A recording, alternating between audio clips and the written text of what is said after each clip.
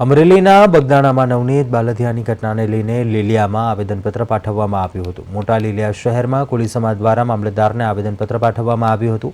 બગદાણા ખાતે નવનીત બાલધિયાનું પોલીસ અધિકારીએ ફરિયાદ લખાવ્યા મુજબ ન લીધી હોવાનો આવેદનપત્રમાં ઉલ્લેખ કરાયો હતો। એસઆઈટીની રચના બાદ પણ નવનીત બાલધિયાનું નિવેદન ન લીધા હોવાનો ઉલ્લેખ કરાયો હતો।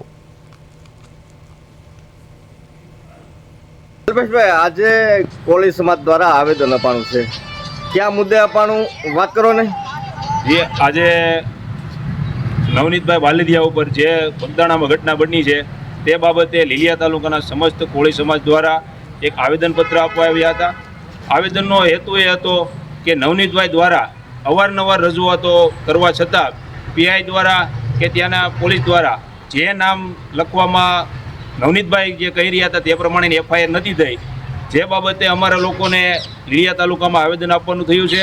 અને ખાસ કે આ એસઆઈટીની રચના થઈ છે તો આજ દિન સુધી એસઆઈટી દ્વારા નવનીતભાઈની કોઈ પણ પ્રકારની પૂછતાછ કરવામાં નથી આવી કે નિવેદન લેવામાં નથી આવ્યું।